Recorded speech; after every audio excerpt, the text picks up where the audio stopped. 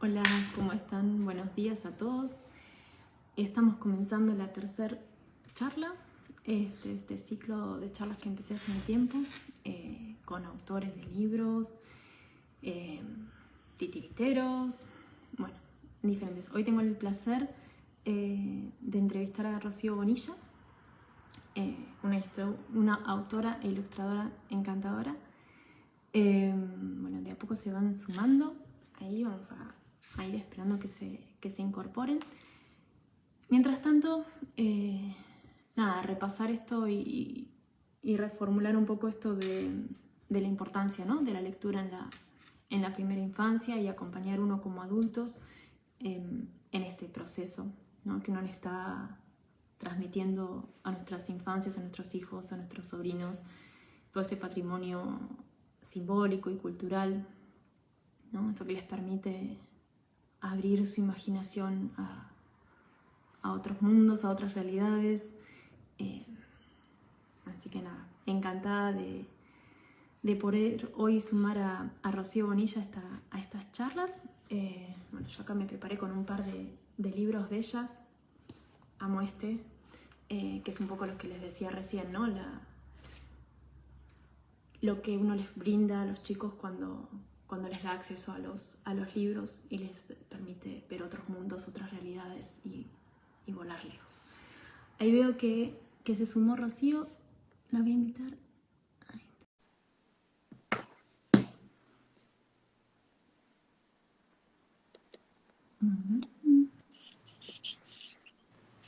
Hola, Hola, ¿cómo estás? muy bien, ¿y tú? Bien. Muy bien. Muy contenta con esta charla. ¿Cómo has estado?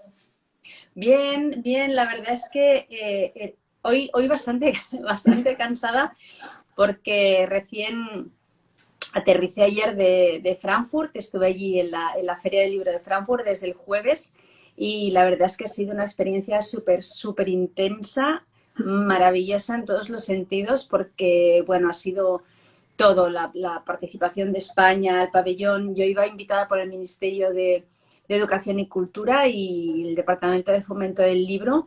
Éramos 140 autores españoles participando en actividades varias, exposiciones, mesas redondas.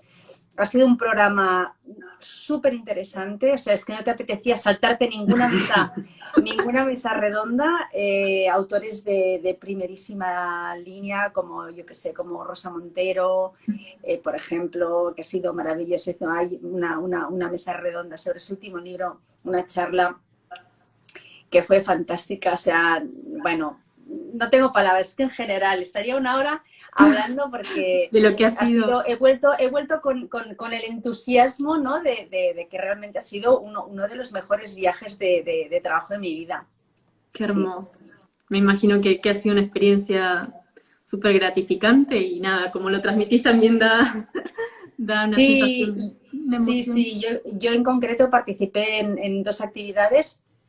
Una a título personal que organizaban a través de toda la red de bibliotecas de Frankfurt, que Ujú. organizaban actividades con algunos autores. En mi caso, eh, organizaron una lectura de uno de mis libros y una actividad en la que yo dibujaba en frente de los niños. Hicimos, bueno, varios juegos y realmente me quedé impresionada con la amabilidad, la acogida, la profesionalidad de las bibliotecarias, el amor que ponen en todo lo que hacen, pero luego la educación de los niños, el saber estar, la implicación de todos. O sea, fue una actividad absolutamente maravillosa.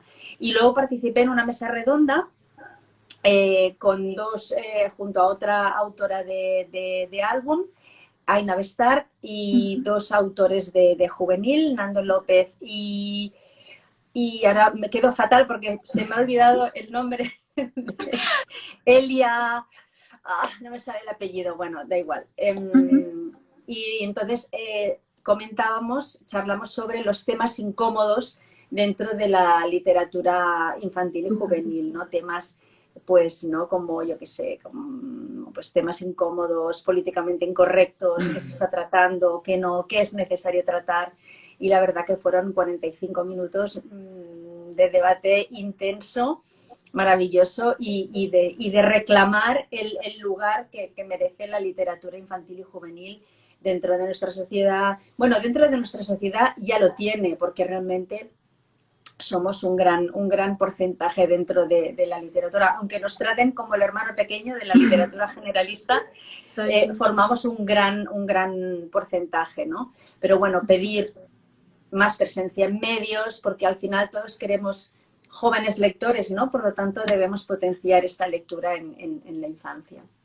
Exactamente, bueno, un poco el propósito de estas charlas, que van acorde también a unos talleres que he estado dando, es cómo ayudar a las familias a tratar de generar esta, ¿no? De transmitir esta cultura de la lectura en familia también, ¿no? De compartir esos momentos, como hay una autora colombiana, Yolanda Reyes, que habla de esta triada de amor, cuando los padres le leen a sus hijos, esos momentos que nos quedan grabados a todos en la memoria, y cómo fortalecer este proceso, esta construcción de jóvenes lectores desde temprana edad. Así que bueno, Sí. algo que me encanta es poder transmitir también esto, poder hablar con los autores y poder transmitirle a nuestros hijos.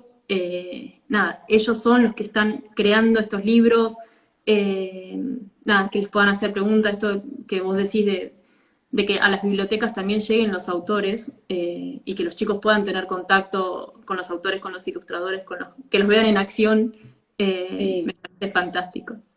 Sí, además es importante porque fíjate que yo hace poco hablaba con un librero que me decía, dice, es curioso porque hasta hace algunos años no se daba el fenómeno fan dentro de la literatura infantil y juvenil y ahora se da. O sea, tú antes ibas o sea, de toda la vida tú has ido a la librería a buscar el último libro de tu escritor favorito, ¿no? Yo qué sé, pues el último de Almudena Grandes o de Aramburu y a veces no sabes ni el título, no sabes ni cuál es el título de su último libro, pero sí sabes que vas a buscar el último de ese autor fetiche para ti, ¿no? Y en cambio esto dentro del infantil no se daba. Y ahora desde hace unos años, afortunadamente, empieza a darse, ¿no? Y los niños ya van a la librería y van buscando sus autores favoritos, ¿no? Ya tienen realmente, van conformando este fenómeno fan, ¿no? Que también ayuda a apoyar el mundo de la lectura y de la literatura. Exactamente. Bueno, recién cuando arrancaba mostraba uno de los... Nosotros estamos viviendo en Bélgica actualmente y bueno, también somos con mi nene de casi 5 años asiduos a la biblioteca porque tiene mucho también material a disposición para las infancias, así que nada, están acá en holandés tus libros, pero bueno, presentaba este como para arrancar la charla, que me encantó, como la madre le ofrece la oportunidad de recorrer el mundo y de conocer muchas cosas a través de los libros. ¿Cómo ha Sí. sido crear este en particular? Como Pues punto de mira, partida. ese son, de hecho, la montaña de libros más alta del mundo es en realidad mi segundo álbum como autora, después de Cara de Pájaro. O sea, estamos hablando de que lo construí, lo creé hace 7 años. Hace 7 años. Pero fíjate que se ha convertido en un long seller. O sea, es un libro que todavía sigue en las mesas de novedades, todavía se sigue vendiendo, ya no solo en traducciones en otros países, sino aquí en España también.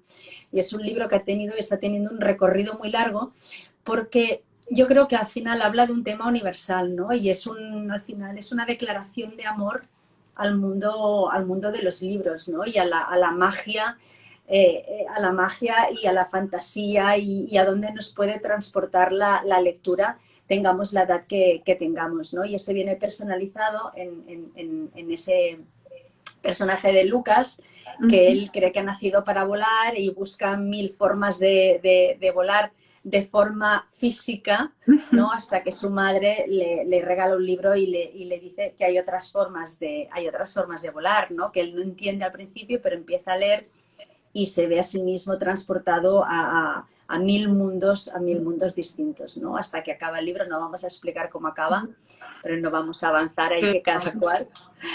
Pero sí, o sea, fue un libro maravilloso de hacer. Fue un libro que, curiosamente, nació de una imagen,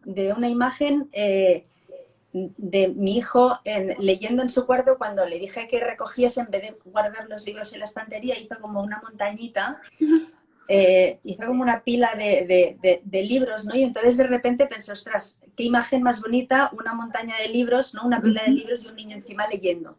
Entonces, a partir de aquella imagen, tuve que pensar un inicio y un final para esa historia. Y entonces, pues nada, hubo múltiples ideas de cómo empezaba, cuál era el pretexto que nos llevaba ahí, ¿no? A esa montaña de libros, ¿no? Y entonces, pues se me ocurrió esa idea, ¿no? Del niño que quería volar y que a través del amor por la lectura de su madre le traslada un poco ahí, ¿no? Y entonces también, pues el final fue más fácil en realidad, porque yo tenía claro que era una idea que fuera escalando, ¿no? En su dimensión surrealista, ¿no? Que fuera a lo más difícil todavía, ¿no? Que al final yo creo que es un poco la lógica de los niños, ¿no? Esta forma de pensar que tienen, ¿no? Y esta diversión, ¿no? De que todo siempre, la locura se va disparatando a más, a más, a más y a más, ¿no? Es un libro con el que disfruté. O sea, yo te diría que es de los libros con los que he disfrutado más el proceso creativo, pero con diferencia. Claro. Sí, es linda esa imagen central y es como que, según lo que vos contás, de ahí hiciste el inicio, hiciste después el final de la historia. Me encantó una de las primeras imágenes donde se la ve a la mamá con el carrito del nene y ella está leyendo un libro en el parque. Sí. Que eso, ¿no? Cuando uno dice, bueno, ¿cómo hacer para ayudar a los chicos a que se comprometan con la lectura, a que inicien ese proceso? Una de las formas básicas siempre es el ejemplo, ¿no? Y bueno, yo suelo proponer que a las mamás cuando están con bebés, que siempre lleven en el bolso, en esa lista de cosas que meten en el bolso, la mamadera, esto, lo otro, pongan siempre algún librito, como para tener esa opción para darle a los chicos también. Sí, Desde temprano. exactamente. No, fíjate que es curioso porque en casa yo siempre he sido muy, muy lectora. Yo tengo 3 chicos que ya son más mayores, pero realmente sí que es absolutamente cierto lo que dices. Los niños maman de lo que viven, de lo que ven, de su entorno. Luego interpretan y escogen qué camino escoger, ¿no? Pero es importante que la inspiración la hayan tenido en casa y en su entorno. Pero fíjate que he tenido 3 respuestas lectoras muy distintas. Mi hija mayor, con 14 años, me pedía para Papá Noel, me pedía Ana Karenina. Entonces, en cambio, por ejemplo, mi mediana Blanca tardó un poquitín más, fue más tardía, pero fue como siempre fue más constante, ¿no? Y en cambio el pequeño Enric costó una barbaridad que empezase a leer, porque él asimilaba en la lectura como a deberes del colegio, ¿no? Como a tareas del colegio. Y entonces siempre tengo aquí un alien invitado que siempre espera a que esté trabajando para... Qué bonito. Dile hola. Hola. Vale, que mami trabaja. Entonces, a Enrique le costó un montón. Él decía que eran tareas del colegio, ¿no? Y desde el colegio me insistían en que debía leer, que era poco maduro. Digo, bueno, pues ya llegará su momento de madurez. Yo lo que no quiero es agobiarlo ni que acabe provocando el efecto contrario de que acabe odiando la literatura. Y al final conseguí que entrase dentro del mundo editorial, del mundo literario, a través del cómic. Ajá. ¿No? Que sí que es verdad que en muchos círculos te hubieran dicho, uy, el cómic no es leer, el cómic no es lo que debe leer o no está al nivel de lo que debe leer el niño, ¿no? Pero ¿qué más da si al final de lo que se trata es que se enamore de los libros? Y entonces en el cómic también aprende no solo a leer textos, sino que aprende a leer imagen y a interpretar imagen, que yo creo que es importantísimo. Y yo lo traslado un poco a la lectura que se da de los álbumes ilustrados, ¿no? Cuando de repente va un niño con un acompañante adulto a la librería, ¿no? Y escoge un álbum ilustrado y el acompañante le dice, no, que eso tiene muy poca letra, eso tiene muy poco texto y tú ya sabes leer más, ¿no? Tú cógete algo que tenga más letras para leer, ¿no? Y entonces... Es algo como que no entiendo, ¿no? Porque nuestros hijos están avasallados 24/7 de impulsos y de inputs visuales. Entonces, es una lectura que también deben aprender, ¿no? Y yo por eso siempre defiendo que el álbum ilustrado es un formato literario para todas las edades. Sí que es cierto que adaptamos el lenguaje para que se pueda abordar desde muy pequeños, pero es que es desde muy pequeños hasta 100, 120, lo que dures en función de tu madurez y de tu capacidad intelectual, lo vas entendiendo a distintos niveles de lectura. Por lo tanto, es que al final la conclusión es dejarles leer lo que les dé la gana. Exacto. Acompañar sus gustos también, sus preferencias. Y es increíble en los álbumes, libros, cómo pueden imaginar, aparte de lo que está escrito, imaginarse historias más allá de lo que dice el texto, ¿no? Imaginarse a partir de las imágenes, las sensaciones que tienen los personajes, o que te puedan contar ellos otra versión de la misma historia, es como...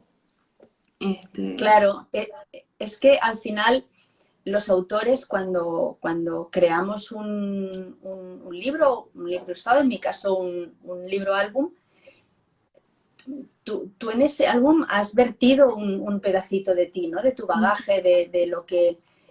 yo siempre cuando me planteo hacer un álbum nuevo, el tema lo decido no en función de nada más que de lo que a mí me apetece explicar en ese momento, porque al final ese álbum es un pedacito de lo que yo soy en ese momento. Mis libros, mírala, ya está por ahí detrás. Mis libros, un libro determinado lo escribo ahora, pero no lo hubiera podido escribir hace 5 años porque no estaba en ese momento personal, ¿no? Entonces, ¿qué Maya? Y entonces, ahora no sé, mira, he perdido el hilo, me ha venido el gato y he perdido el hilo. No hay problema.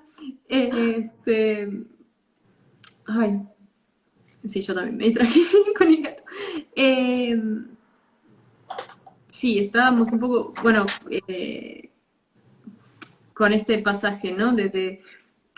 Me acordaba recién cuando vos decías de tu hijo... Sí, me he acordado. No, lo que te quería decir es que cada autor vertemos pues ese pedacito en ese momento determinado de nuestra vida en ese libro, y nosotros queremos contar algo y queremos emocionar con una historia desde la honestidad de nuestro relato. Pero que una vez ese libro sale de nuestras manos, hay tantas interpretaciones como lectores. Exacto. Nadie lo interpreta igual. Cada uno lo lee y se monta su historia a partir también justamente de su propio bagaje y de dónde está y en qué momento personal está. Y que, por lo menos a mí me ha pasado y he compartido con otros la misma sensación. Por ejemplo, al leer El Principito, no es lo mismo cuando lo lees a una cierta edad que hoy cuando se lo volví a leer a mi hijo. Sí. O sea, te toca en diferentes puntos, de acuerdo a como vos decís, en el momento de tu vida personal en el que estás.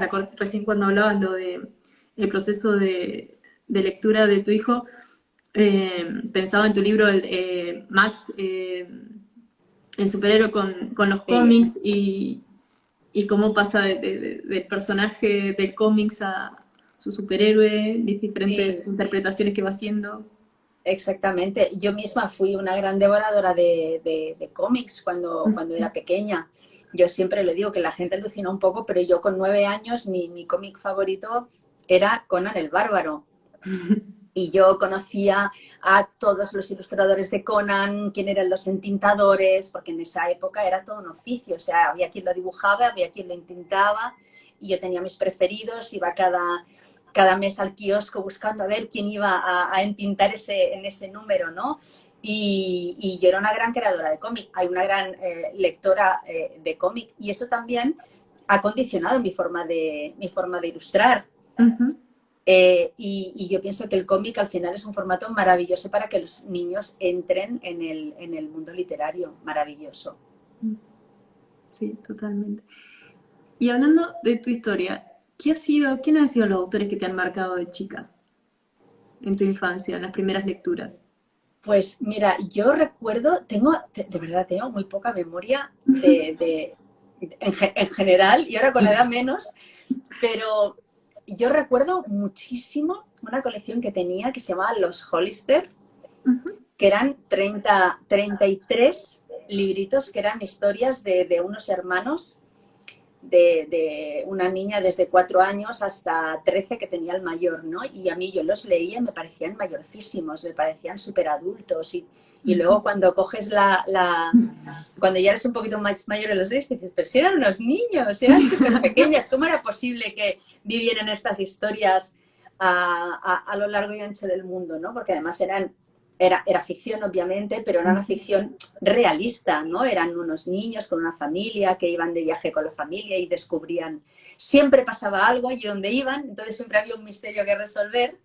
Y a mí me encantaban esos libros, me maravillaban, pero luego también muchos otros. Yo recuerdo mi primera colección se llamaba La Enciclopedia de los Niños. Y eran unos libros que traían desde pasajes del Quijote, recetas, viñetas, o sea, las recetas de cocina, pero luego venían hasta pasajes de la Biblia también, o sea, las cosas de la época, ¿no? Y luego todos los cómics que te puedes imaginar y viñetas. Yo he sido mucho de Snoopy, de Snoopy los Peanuts me encantaban también. Luego leía mucho Los Cinco, luego Puck, un montón. Yo pienso que lo normal en aquella época, que tampoco teníamos tanta diversidad como tenemos ahora. Exacto. Sí, sí, el último tiempo como hablábamos al principio, o sea, se fomentó mucho y se fue ganando espacio la literatura infantil desde temprana edad, o sea, que también es parte del momento, ¿no? De visualizar la primera infancia como una parte importante de nuestras vidas y que allí se dan momentos esenciales, ¿no? Y que es importante. Exactamente, sí. Yo creo que lo principal es que ellos tengan acceso libre y masivo a todo tipo a todo tipo de libros y que sean ellos un poco los que vayan marcando su itinerario, ¿no? Yo creo que esto siempre insisto sobre ello, que tengan sobre todo muchísimo acceso y que sean libres para escoger su itinerario lector. Sí, que estén a su alcance los libros, digamos. Sí. Que no estén en la repisa más alta, sino que estén disponibles para ello. ¿Cómo inició tu camino por los libros infantiles?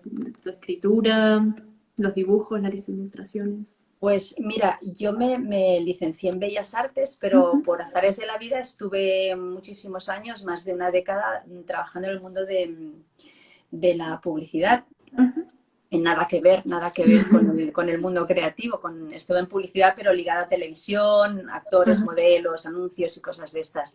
Y entonces yo tomé otra vez contacto con todo este mundillo al nacer mi hija, porque simplemente por el hecho de que íbamos cada semana a la librería a comprar libros nuevos, me encantaban esos libros, entonces leíamos mucho con la niña, bueno, cuando era más pequeña, desde que era más pequeñita, pues empezamos con los libros de cartón. Y entonces todo eso de repente me volvió a generar muchísima inquietud creativa, ¿no? Y entonces fue en ese momento en el que volví a coger los lápices, ¿no? Que ahora lo pienso y me parece como increíble haber estado 12 años sin coger un lápiz, porque es que yo dibujaba casi desde que me parieron. Pero... Y siempre además había tenido muy claro que iba a estudiar Bellas Artes y que iba a escoger un camino artístico, pero bueno, esos 12 años, ese paréntesis dentro de la publicidad, la verdad es que fueron años muy felices también, estaba muy a gusto con lo que hacía, pero bueno, se acabó el ciclo y como decía mi primer maestra de pintura, el arte es como un virus que llevas dentro, es como el virus de la gripe, ¿no? Que siempre al final, en el momento que se cruza con algún estímulo, tarde o temprano busca la forma de salir, y en ese momento fue cuando yo volví a tomar contacto con los libros infantiles, y en ese momento volví a tomar un lápiz y vi que ahí es donde debía volver, sin duda, lo tuve muy claro. Qué lindo. ¿Y tu primer libro fue, o sea, el primer libro que escribiste vos como autora? El primero fue Cara de pájaro. Cara de pájaro, pero en ese momento yo ya estaba ilustrando desde hacía algún tiempo. Yo hacía como, te diría, un par de años que estaba ilustrando para una editorial que coeditaba proyectos fuera de España, que luego se publicaron aquí también con Editorial EDB, pero era otro tipo de libro, no era libro álbum, eran libros más de tipo pedagógico, colecciones de 4 en el mismo formato, eran 22 por 24, creo recordar, con tapa blanda, pero aunque fueran, por ejemplo, hablasen del sistema solar o la naturaleza, sí que exigían cierto nivel de documentación, pero en general el planteamiento era más visual, era más de tipo álbum. Entonces, claro, yo durante ese tiempo que estuve ilustrando, a mí no se me conocía aquí en el país, porque claro, todo aquello se iba publicando en el extranjero. Y entonces ya, cuando yo creo que estaba como en mi segunda colección acabándola, decidí empezar a explicar, me vino una historia a la cabeza, decidí que quería contar una historia, escribí Cara de pájaro, lo ilustré, hice una maqueta y me fui a la Feria de Bolonia y allí conocí a mi editor, que ha sido mi editorial madre desde entonces, que es Bromera, que es una editorial valenciana, ¿no? No deja de ser irónico que me tuviera que ir a Italia para conocer a mi editor que vive aquí al lado, ¿no? Porque soy de Barcelona, pues bueno, pues aquí a 3 horitas de tren. Y nada, y así fue, y entonces él publicó Cara de pájaro y desde aquel momento pues ya fui periódicamente escribiendo mis propios proyectos y los voy alternando. Yo actualmente, ya desde hace un tiempo, publico 2 libros al año, y entonces normalmente en primavera hago mi proyecto como autora, en el que escribo y ilustro el álbum, y luego en otoño trabajo con la editorial Flamboyant y hago un libro solo como ilustradora, que en este caso ya llevamos, diría que 3 años, va para 4, ya que este proyecto que hago compartido es con la escritora Susana Isern, con la que hemos hecho el gran libro de los superpoderes, los supertesoros, Esto no es una selva, y ahora acabamos de sacar, que acaba de llegar esta semana o la semana pasada, lo tengo aquí, que es este. Sí. Que es y si me come una ballena, que es un texto maravilloso, un texto muy divertido, es hilarante, pero además trata un tema muy, muy intenso, que es ese miedo que tenemos siempre a hacer cosas por si ocurre lo que no esperamos, ¿no? Que incluso es un tema que no solo es infantil, como hablábamos antes, es un tema que nos ocurre también a los adultos. Sí, sí, que nos da pie a los adultos también a poder pensarnos en esos libros infantiles. Sí, sí. Exactamente. Yo escuchaba la otra vez un vivo tuyo en el que estabas presentándolo y me había quedado fascinada, así que espero poder conseguirlo pronto. También para uno como, bueno, en mi caso soy psicóloga y los libros también son un puntapié para trabajar con los chicos y poder hablar en otro idioma, Claro. ¿no? A partir del cuento, las emociones que van sintiendo, los miedos que van teniendo. Es muy lindo también ver cómo a partir de los libros después, por ejemplo, mi hijo de un personaje del libro empieza a contarte una historia cuando vas a salir a caminar en el bosque, por ejemplo, no sé, la otra vez un cuento creo que de Oliver Sheffer de un roba, bueno, que cortaba árboles, entonces vio árboles cortados y ya se empezó a contar una historia a partir de ese oso que había leído. Y es genial cómo los cuentos quedan, ¿no? En el día a día sí, exactamente. Y es que además, al final, si estamos leyendo un álbum, un cuento, una historia, ¿no? Que de una historia personal hace una historia universal, la magia que está creando es que el lector se pueda identificar en cualquiera de los personajes. Entonces, a lo mejor lo que tú hablabas, ¿no? A nivel de psicológico, a lo mejor tú tienes, ¿no? A un niño o una niña que igual no tiene la capacidad para poner en palabras lo que le está sucediendo, ¿no? No puede decir, me siento triste porque me ha pasado que, pero en cambio te podrá decir, es que lo que me pasa es como Benjamín, es como el personaje de la pandilla de los 11, porque le dicen no sé qué, y entonces él está, mira, entonces ve la cara, ve la expresión, entonces no te puede verbalizar su estado de ánimo, pero sí se puede identificar expresarlo a través de la identificación con un personaje. Y para mí eso es uno de los grandes superpoderes que tiene la literatura infantil. Exactamente, me hacías acordar a una frase de Rodari, esta que dice que el uso total de la palabra para todos, no para que todos sean poetas, sino para que todos sean, para que nadie sea esclavo, ¿no? Para que todos podamos ser libres y tener más capacidad de dar cuenta de las cosas que nos pasan, ¿no? También como adultos, tener un buen bagaje de lectura, de contacto con palabras nuevas, de poder describir mejor las situaciones, captar más cosas de la realidad, a medida que uno tiene más palabras, más recursos simbólicos, culturales, uno puede tener mayor contacto, ¿no? Exacto. Con sus emociones y con lo que le pasa en la realidad. Sí. Así que eso, la labor de ustedes es increíble, es hermosa.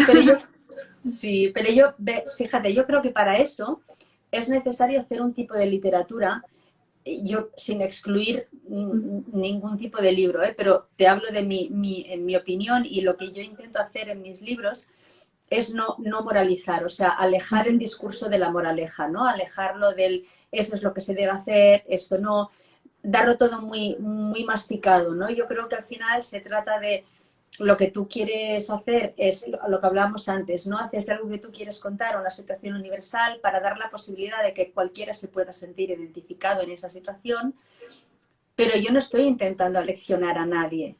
Pero si el libro es honesto, si el libro está transmitiendo una emoción, está generando una emoción, cualquiera que sea la interpretación que está haciendo el lector, ¿no? Eso hace que a partir de ahí se pueda generar reflexión, se pueda generar discurso, y que sea el propio lector el que a partir de esa lectura empiece a reflexionar sobre qué está pasando, por qué, si le gusta, si no le gusta. Entonces, yo no estoy como muy de acuerdo, ¿no? En los libros que categorizan, que enseñan, que son como muy estrictos, ¿no? A la hora de definir esto o aquello, ¿no? Yo creo que hay que más abiertos, más... Que hay que... Sí, Martin Salisbury dice una cosa que me encanta, y que es que por muy niños que sean, el autor debe tener un respeto absoluto por sus lectores, ¿no? Y que no hay mayor respeto que ofrecerles retos, ¿no? Por eso, siempre que un editor te dice, uy, esto no sé yo, porque esto a lo mejor un niño no lo va a entender. Entonces yo pienso, mira, en primer lugar, lo va a entender mejor que tú. Y en segundo lugar, si no lo entiende, él buscará su propia lógica para crear ¿no? sus propios recursos para crear una lógica, ¿no? Y darle el lugar y un sentido, ¿no? A esto que está ocurriendo. Y si no lo consigue, va a tener un acompañamiento lector, ¿no? Por parte del papá, por parte de la mamá. Yo muchas de las cosas y de los guiños que lanzo en mis libros, yo sé que a lo mejor no están a la altura de los niños. Por ejemplo, pues cuando tú hablas de que el abuelito estaba contando una historia de cuando los héroes eran en blanco y negro. Los niños no han vivido la televisión en blanco y negro. Los niños han nacido con móviles en la mano, no saben que nosotros... Yo con 30 años no tenía móvil todavía, y en la universidad tenía un ordenador que solo me servía para escribir a máquina. Entonces yo creo que al final está bien también generar esa complicidad, para que en el momento del acompañamiento del lector le estás dando la oportunidad al papá o a la mamá o al abuelo o a la abuela de explicar, es que cuando yo tenía tu edad la situación era muy distinta, ¿no? Porque al final, para entender lo que somos y dónde estamos, necesitamos saber de dónde venimos. Exacto, exactamente. Y me parece fantástico esto de que al uno poder acompañar a los chicos en la lectura, se den estas conversaciones que van más allá del libro, y que nos permite, o sea, y fomentar también esa curiosidad del chico por algo más, ¿no? Exactamente. ¿Sí? A veces pasa que libros que parecen cortos, tardamos mucho más tiempo en terminar de leerlos porque incitan a hablar de más cosas, ¿no? Y está bueno permitirse ese tiempo y permitirles ese tiempo a los chicos de, cuando hacen preguntas, poder también ir más allá. Exactamente. ¿no? Y sobre todo que fíjate que hay un montón de bibliografía de libros muy antiguos que no pasan de moda. Y ya no estoy hablando solo de literatura infantil, en general hay muchísima literatura que es de hace muchísimas décadas, incluso siglos, y que ahora los lees y tienen vigencia todavía, ¿no? Sí, obviamente que hay que contextualizarlos, ¿no? En otro momento, ¿no? Pero tienen muchísima vigencia aún, no pasan de moda. No, exactamente. Bueno, creo que yo tenía algunas preguntas marcadas ahí, pero creo que las hemos respondido. Sí. Nada, ¿qué...? No te iba a preguntar cuál era de tus libros el favorito, pero no sé si tenés algunos y... No, es que es una pregunta compleja, ¿eh? Es una pregunta habitual, pero claro, es como Sí. decir, yo qué sé, ¿no? Que escoge una sola película, ¿no? De tus favoritas, o escoge una canción, ¿no? Yo creo que... Pero bueno, yo lo que te diré es que cada libro es especial para mí de los que he escrito. Yo qué sé, por ejemplo, ¿De qué color es un beso?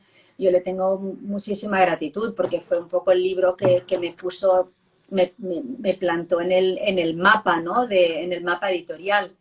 Fue el libro que me dio visibilidad, entonces a partir de ahí pude desarrollar mi carrera de otra forma, ¿no? Pero luego La montaña de libros, el que hablábamos antes, ¿no? Para mí tuvo un proceso creativo maravilloso. Luego Hermanos, o sea, lo que yo me reí escribiendo el libro de Hermanos, porque es que las canalladas que se hacen, o sea, es como la vida misma. Las caras que ponen son... Esta sí que está basada 100% en la realidad de mis hijos, de los dos pequeños. Ahora se llevan muy bien, pero hubo un momento que era de verdad cada cosa.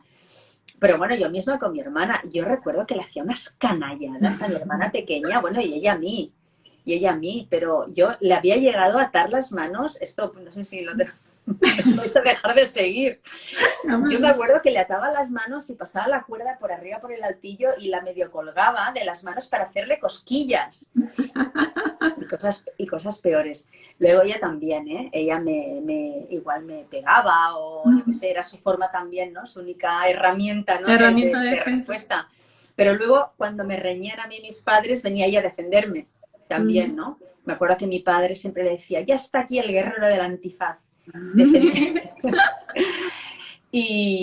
Pero bueno, es que cada libro, por ejemplo, Y si me como una ballena, ha sido una maravilla porque es un texto que es un regalo para cualquier ilustrador, ¿no? Porque te permite hacer realmente lo que te da la gana en cada página, ¿no? Es un texto tan abierto y tan fantasioso.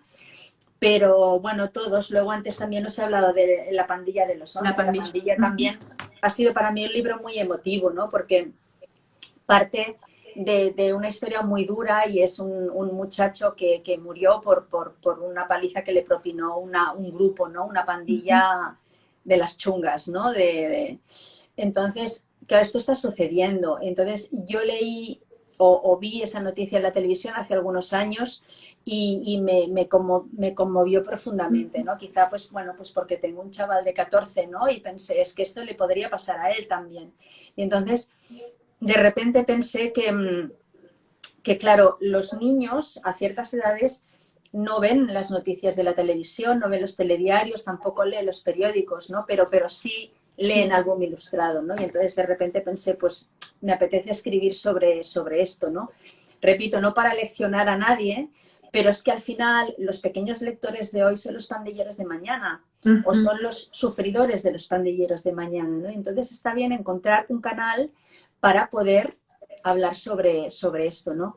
Sobre todo porque es un tema en que, fíjate, no hay que esperar a que tengan 14, 15, 16 para que se maten en la calle, sino que en otra escala el nivel del bullying lo están sufriendo cada día en los colegios, ¿no? Cada día en su clase. Muy temprano. Entonces, lo que hablábamos de las lecturas, ¿no? O sea, fíjate que es un libro que parte de una historia muy dura y está hablando al final, está hablando de violencia, está hablando de la fuerza del grupo frente al individuo, está hablando de redención también al final, ¿no? Está hablando de un montón de conceptos muy adultos, pero en cambio está escrito y está ilustrado de una forma que los niños muy pequeños lo puedan leer y de verdad os prometo que no se traumatizan, porque es una historia al final es una historia de pececitos, es una historia de pececitos, es la historia de Benjamín, es una historia muy bonita, muy, muy visual, pero que a lo mejor cuando tienen 3 años lo viven de una forma,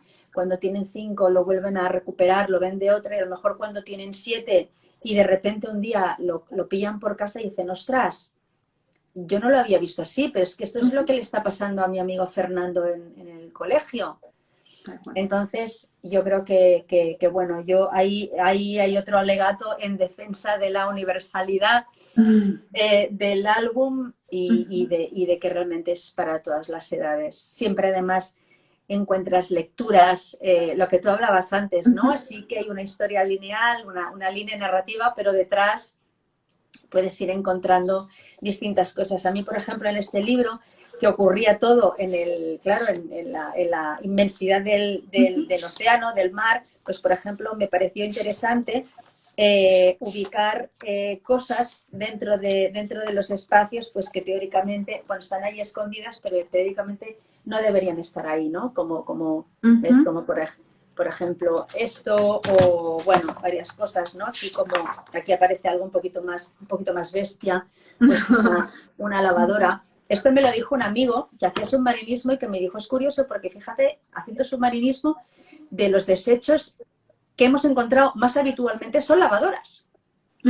En el mar, ¿qué dices? Botellas de plástico, pues no, lavadoras. Wow. Entonces, bueno, está bien porque fíjate que en una segunda lectura de repente descubren que hay elementos que no deberían estar, pueden ir siguiéndolos, pueden ir buscando. Esto genera, ya no estamos hablando solo de bullying y de violencia, estamos hablando de medio ambiente. Está generando un montón de temas diversos, ¿no? Sí, esa es la magia, señores, del álbum ilustrado. Tal cual. Y es fantástico cuando por ahí lo captan ellos antes que uno está leyendo y te dicen, pero esto le hace mal por ejemplo, había un cuento que estábamos leyendo una vez que había una tortuga y también había desechos en el agua, pero esto le hace mal a la tortuga, decía mi nene.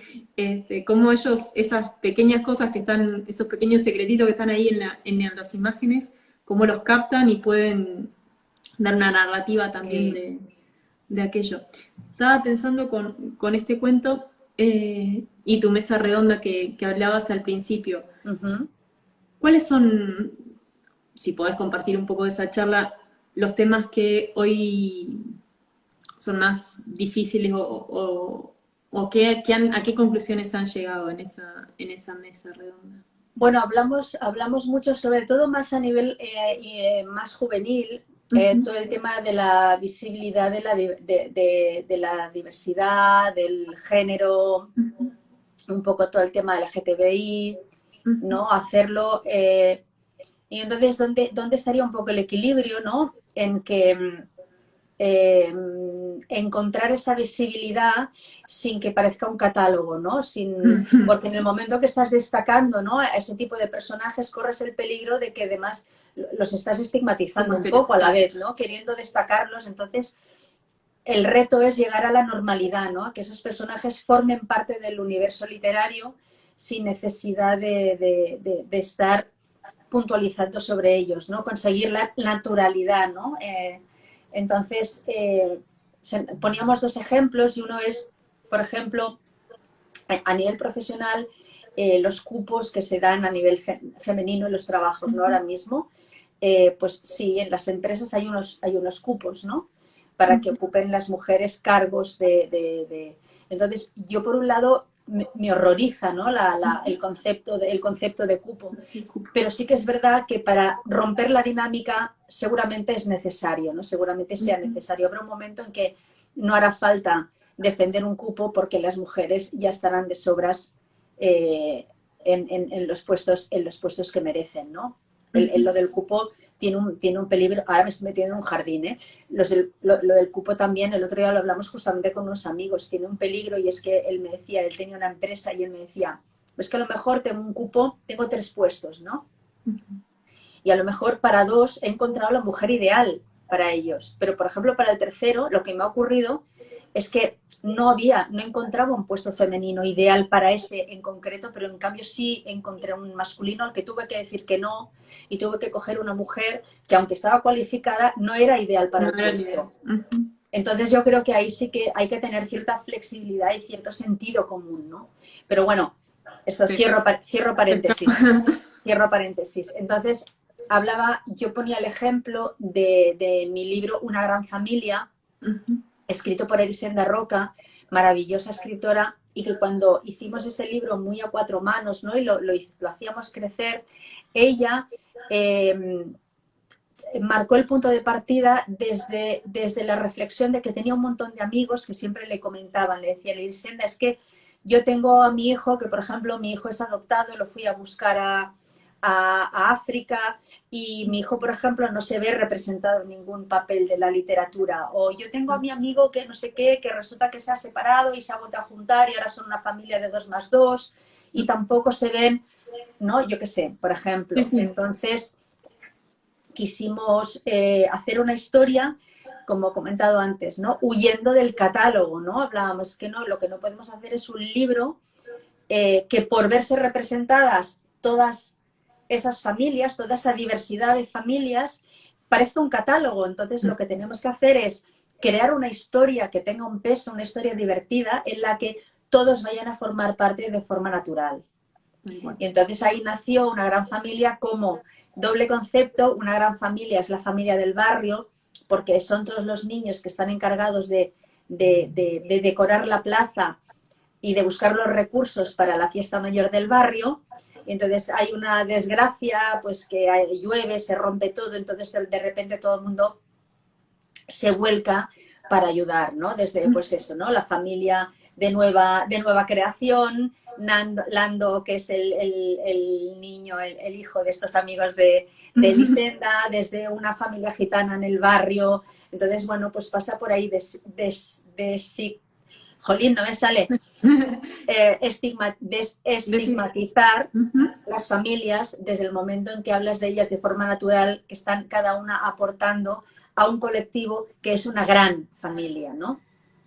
Y entonces yo creo que un poco ese es el punto. Son los temas principales que se trataron, porque llega un momento que sí tenemos otros temas, ¿no? Yo qué sé, siempre la muerte, la sexualidad, y sí hay que tratarlos, ¿no? Pero yo creo que es posible tratarlos desde libros muy pequeños. Al final tenemos la herramienta que son los libros, ¿no? Al final se trata de aplicar un poquito de sentido común. Tú no explicarías un concepto según como a un niño de 3 años, lo vas a explicar distinto si tiene 3 o si tiene 7.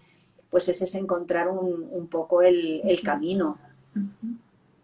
Sí, pero está interesante lo que planteas y es verdad, o sea, no podemos pretender que sea un catálogo, sino que tiene que ser algo más natural, que se tiene que encontrar solito, digamos. Claro. Él decía, Nando López dice, claro, yo por ejemplo, yo cuando empecé a escribir mi primera novela, con la que creo ganó el Nadal, no era juvenil. Pero hubo todo un público juvenil que se la apropió, se le hizo suya y se sintió identificado, y eso le abrió todo el terreno y se ha quedado ahí, se ha quedado en la literatura juvenil porque le apasiona, ¿no? Entonces, hablábamos de que cuando nosotros éramos pequeños, todos los protagonistas eran hombres. En el mundo juvenil, todos los protagonistas eran hombres, era muy difícil encontrar una mujer protagonista. Y sin embargo, bueno, nos sentíamos identificados según cómo nos podíamos sentir identificados con ese protagonista. Yo creo que esa es la vuelta que hay que darle, ¿no? Que en un momento dado todo sea de una forma tan natural que el protagonista sea mujer, hombre, hetero, gay, trans, como sea, por las cosas que le pasan y por cómo siente, nos podamos sentir identificados con él, seamos mujer, hombre, hetero, trans. Entonces ahí habrá llegado nuestra naturalidad, ¿no? Antes hablábamos de Max y los superhéroes. Max y los superhéroes es una mujer, es su madre. Y al final, cuando dice lo que más le gustaba a Max de Megapower era cuando se ponía su traje de mamá y le daba su beso de buenas noches, ¿no? En ese momento da igual que sea una mamá. Si son dos, por ejemplo, si es una familia de dos papás, es que da igual, porque al final de quien estamos hablando es de la persona que cuida, que protege, que alimenta, que da cariño, que da amor y que cuida el día a día de ese pequeño, ¿no? Y ese pequeño se siente seguro ahí con esa persona, da igual quién sea esa persona. Sí, totalmente. Sí, me encantó. Bueno, abrimos y ya para ir cerrando, si alguien quiere hacer alguna pregunta, no sé si alguien hizo algo, no estuve mirando. Pero si alguien quiere hacerte alguna pregunta, yo sinceramente desde ya encantadísima por esta hermosa charla, que me hayas permitido este tiempito. Nada, no, gracias a ti. Si a mí ya ves que me encanta hablar. Bueno, Yo somos dos. podría estar aquí las horas de fuera, charlando. Sí, sí, sí. Pero me parece también importante esto, ¿no? De poder conocer a los autores y presentárselos a los chicos que sepan que, bueno, un tema que no hemos hablado eh, y que, por ejemplo, con la entrevista anterior planteábamos esto, ¿no? Con el autor anterior decía, bueno, una forma también de acercar a los chicos a la lectura es que ellos creen sus propias historias, ¿no? Entonces, cómo ayudarlos también a ellos a inventar personajes, a contar una historia, a tomarnos el tiempo para darle forma a esas historias. No sé si con tus hijos has hecho algo de eso o cómo, o si No, les gusta. realmente, por ejemplo, la mayor le encantaba dibujar cuando era más chiquita, luego ya lo abandonó y se fue. Sí que es verdad que tiene una vena artística, pero ella, por ejemplo, lo focalizó en el canto, tiene una voz maravillosa y ha estado pues en un coro y ha estado cantando. Pero luego, por ejemplo, la segunda Blanca es escritora.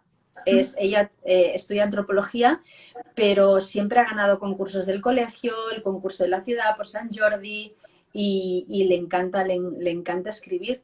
El pequeño ni una cosa ni la otra, ni una cosa ni la otra. Digo, solo sacado el gen de la pelota de fútbol, pero bueno, yo espero que también con el poquito de creatividad que respira en casa, también yo creo que al final la creatividad es aplicable a cada faceta Acá. de la vida, no solo a ser escritor o a ser ilustrador, ¿no? Es para la música, para las matemáticas, a la cocina e incluso al fútbol, ¿no? Exacto. Tal cual. Acá tengo dos comentarios. Inab nos dice, nos quedamos con ganas de pasar por Frankfurt a saludarte, Rocío. Mis hijos aman tus historias, vivimos en Alemania y disfrutamos mucho de tus libros. Ay, Ceci gracias. dice, muchas gracias, Rocío. En casa nos encanta leer tus libros. Tengo 3 hijos y con todos disfrutamos leyendo tus historias. La verdad, son hermosas. Con mi hijo está fascinado ahora, pide besos y se imagina algún color distinto. Después de haber leído de qué color son los besos, cierra los ojos y bueno, y dice a ver qué color se le ocurrió. Sí, ay, qué guay. Pues mira, te cuento que Sí. mira, fíjate, mira dónde estoy ahora. Estoy preparando el libro justo que estoy preparando para el año que viene. Va a ser un nuevo mini money que yo creo que ya va a ser el último, porque ya me encuentro en que lo que hablábamos antes, claro, mini money, de qué color es un beso, es un libro de hace 7, 14, 22, sí, 6, 7, 8 años. Ujú. Entonces, claro, ahora me encuentro que ya no la dibujo igual, no la planteo igual, no la imagino igual. Y entonces ya decidí plantear este mini money con un formato de libro ya completamente distinto, con técnica distinta y hacer realmente una cosa como mucho más plástica y muy, bueno, que al final lo que me decía mi pareja, ¿no? Que fíjate, en Mickey Mouse, lo que ha Ujú. cambiado, por ejemplo, en Tal 50 cual. años, ¿no? Pues nada, no sientas ningún temor, ningún miedo en darle la vuelta. Y entonces, mira, ahora estoy con los bocetos con grafito Sí, y estoy, precioso. mira. Ujú. Qué hermoso. El gato. Pues mira, aquí estoy ahora mismo. En eso estás trabajando el perrito. Nuevo personaje. Y ahora, El otro día escuchaba uno de tus vivos donde contabas la inspiración de Mini Money. sí, sí, sí, es una inspiración. Fíjate, yo el primer boceto que tengo de ese personaje, yo todavía no estaba ni en el mundo editorial. Ujú, O sea, lo recuperé 8 años más tarde porque esa niña tiene 21 años ya. ujú. Ya ha Sí, sí. crecido. Bueno, y también ha crecido el personaje. También, también, Ujú. Junto con... también, también. Ahí dice Lola, ¿qué artista eres, Rocío? Y aplausos. Ujú. Bueno, Qué bien. me ha Gracias. encantado sinceramente la charla, y tus obras son fascinantes. Así que Gracias. A mí también, gracias por invitarme y ya te digo, me encantan estas charlas y yo qué sé, poder mantener una conversación durante un ratito, hablar de literatura infantil y darle visibilidad, ¿no? Por eso así. te agradezco muchísimo también que tengas estos espacios porque realmente yo pienso que cada granito de arena cuenta. Ujú. Sí, este es el modo que se me ocurrió de poder fomentar y también poder hacer llegar a los padres diferentes autores y diferentes historias y nada, y incentivar a ver si esa pequeña, ¿cómo es? Llamita, va Sí, creciendo en todas las sí, familias. pues Bueno, es genial.